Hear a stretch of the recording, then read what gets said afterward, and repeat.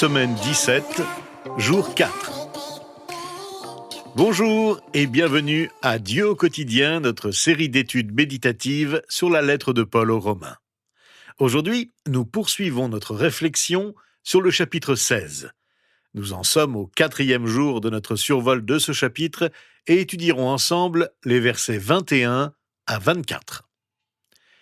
Après avoir adressé des salutations chaleureuses aux croyants fidèles qui vivaient à Rome au moment où il leur écrivait sa lettre, Paul leur envoie les salutations de plusieurs chrétiens qui se trouvent à Corinthe avec lui et qui entretiennent eux aussi des liens fraternels.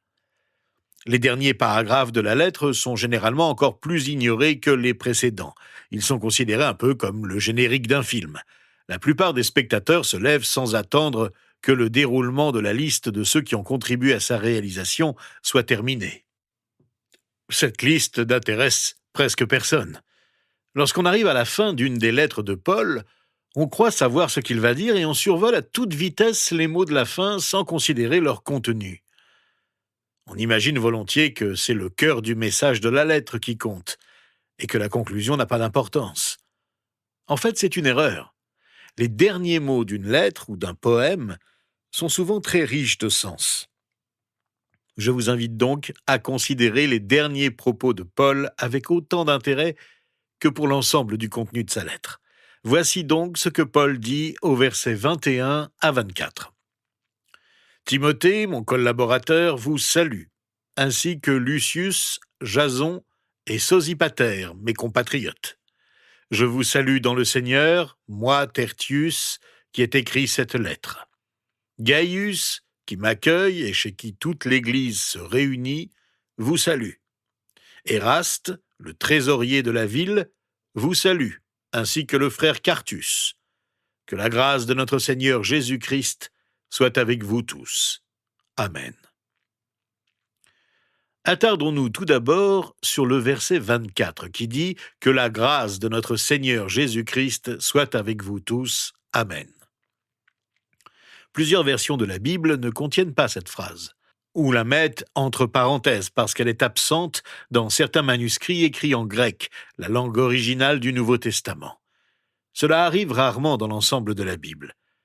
Devons-nous en conclure que nous ne pouvons pas faire confiance à la totalité des Écritures et que certains passages que nous lisons n'appartiendraient pas à la Bible ? Que s'est-il produit ? En fait, il s'agit de rares exceptions. Les quelques versets concernés ne se trouvent pas dans certains manuscrits grecs à notre disposition. Les traducteurs ont simplement pris la précaution de signaler que ces brefs passages, sans importance théologique, ne se trouvaient pas dans certains manuscrits anciens. N'oublions pas que nous ne disposons pas des textes originaux, que ceux-ci ont été copiés de multiples fois avant d'être traduits dans d'autres langues longtemps après leur rédaction originale. Nous dépendons pour la plupart d'entre nous des traductions qui, elles, ne sont pas parfaites. Depuis les premières versions de la Bible en langue française, de nombreux manuscrits anciens rédigés en grec ont été découverts. De nos jours, les traductions de la Bible sont réalisées par des équipes qui comptent de nombreux spécialistes et relecteurs. Les versions en langue originale, le grec pour le Nouveau Testament et l'hébreu pour l'Ancien, avec quelques textes en langue araméenne, un dialecte populaire que parlaient les Juifs entre eux, contiennent toutes les mêmes textes avec quelques variantes d'un manuscrit à l'autre de temps en temps. Les traducteurs font un énorme travail de comparaison entre les manuscrits disponibles, de sorte qu'on peut dire avec assurance que les traductions à notre disposition aujourd'hui sont fidèles aux textes originaux. Nous sommes redevables à ces traducteurs dont le ministère, encore assez peu reconnu dans les églises, est de grande valeur. Refermons cette parenthèse et revenons au verset qui nous préoccupe dans ce dernier chapitre de la lettre aux Romains. Paul mentionne quelques personnes de son entourage qui saluent chaleureusement les chrétiens de Rome. Tout comme Paul, celles-ci sont attachées à cette église, en particulier Timothée, un homme qui a exercé un ministère important dans plusieurs églises chrétiennes du temps des apôtres. C'était un fils de Paul dans la foi. 2 lettres de Paul lui sont dédiées dans le Nouveau Testament. Son nom veut dire « celui qui honore Dieu ». Les 2 hommes ont beaucoup collaboré. Très différents l'un de l'autre, l'un était audacieux au point d'intimider certains, l'autre était doux au point d'être timide. Leur personnalité et leur ministère étaient complémentaires. Paul a formé Timothée au service de l'Église sans jamais chercher à changer sa personnalité. Il l'a encouragé à mettre ses talents au service des autres avec humilité, mais aussi avec autorité, tout en s'assurant de ne pas être méprisé à cause de sa jeunesse. L'intervention directe de Tertius dans la lettre est une touche personnelle chaleureuse, comme si ce frère dans la foi et secrétaire de Paul disait aux Romains qu'il connaissait « Coucou, c'est moi qui ai rédigé cette lettre que Paul m'a dictée ». En fait, Paul n'écrivait pas ces lettres de sa main propre, sinon celles qu'il a adressées aux Galates. Mais l'apôtre les signait toutes pour en sceller le contenu, comme il le précise dans sa deuxième lettre aux Thessaloniciens, au chapitre 3, verset 17. « Moi, Paul, je vous salue de ma propre main. C'est là ma signature dans toutes mes lettres, c'est ainsi que j'écris. » Est-ce que Paul avait un problème de vision qui l'empêchait d'écrire, ou bien, plus simplement, la dictée lui permettait-elle de mieux formuler sa pensée avant de la poser sur un manuscrit? Nous ne le saurons jamais, mais ce que nous savons, c'est qu'il les relisait toutes avant de les signer lui-même. C'était sa manière d'écrire. Tertius est un nom latin qui signifie troisième. Dans la Rome ancienne, ce nom était communément donné au troisième fils d'une famille, comme Quartus, quatrième, nom qui apparaît plus loin dans les salutations de Paul. Il semble que ce nom ait aussi été donné aux esclaves que l'on nommait simplement par un numéro. On imagine le privilège de Tertius, qui était loin d'être un simple numéro parmi les esclaves. C'était certainement un homme éduqué, dont on ne saura jamais rien, mais en qui Paul faisait entièrement confiance pour copier méticuleusement ce qu'il lui dictait. On imagine la complicité entre eux au cours de leur collaboration, alors que Paul formulait son enseignement souvent difficile et délicat à communiquer avec des mots simples, ainsi que ses pensées et ses sentiments profonds. Que d'heures passées ensemble dans la présence de Dieu pour s'assurer que tout ce que Dieu voulait dire non seulement à l'Église de Rome, mais encore à l'Église entière de tous les temps, soit compris de tous. Le rôle discret de Tertius ne passera pas inaperçu pour autant. Paul lui laisse prendre la liberté d'exprimer une pensée chaleureuse envers les chrétiens de Rome. Son clin d'œil indique qu'il n'y a pas de tâche inutile dans le service de Dieu. Paul avait besoin de cet homme qui a affirmé personnellement que c'est le Seigneur qui nous unit.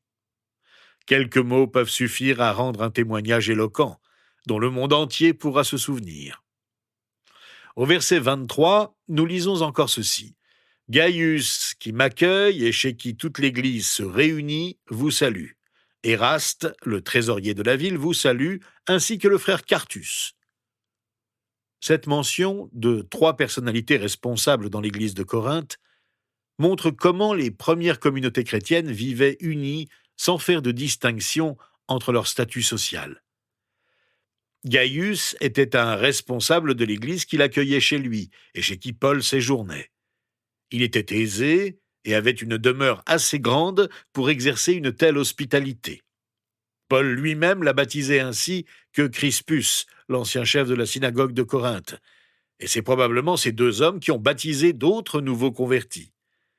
Nous le lisons dans la première lettre de Paul aux Corinthiens, au chapitre 1, verset 14. Éraste était un dirigeant politique, le directeur des travaux publics de la ville, et Quartus était probablement un autre ancien esclave. Quel beau tableau! Un responsable d'église, un dirigeant politique, un ancien esclave, tous unis dans la famille de Dieu. La bonne nouvelle ne connaît pas de barrière sociale. Elle atteint toutes les couches de la société. Et c'est la même bonne nouvelle qui nous a atteints grâce à l'œuvre de personnes dont nous ne savons presque rien, mais qui ont servi Dieu fidèlement, touchées elles-mêmes par le même message du salut que nous voulons à notre tour annoncer pour que de nombreuses vies soient transformées jusqu'au retour de notre Seigneur. Prions ensemble maintenant et remercions Dieu parce qu'il a un plan pour chacune de nos vies. Seigneur Jésus, nous te remercions de ne pas être à tes yeux qu'un simple numéro parmi les milliards d'hommes et de femmes qui peuplent la terre. Merci parce que Tu nous connais par notre nom. Et parce que tu as formé un plan pour notre vie, qu'il soit petit ou grand. Parfois, nous croyons que nous devons accomplir des choses importantes et remarquables pour te servir. Mais te servir, c'est simplement faire ce que tu nous demandes de faire. Seigneur, nous voulons mettre nos dons au service des autres. Ouvre nos yeux et rends-nous attentifs aux besoins des autres. Pardonne nos manquements et renouvelle notre zèle dans le service que tu nous as confié. Nous voulons toujours mieux discerner le bien que nous devons faire et rejeter le mal qui veut nous envahir sous toutes ses formes. C'est au nom de Jésus que nous te prions. Amen. Eh bien voilà, demain nous terminerons notre étude de ce chapitre, le chapitre 16 de la lettre de Paul aux Romains, en examinant ensemble les versets 25 à 27.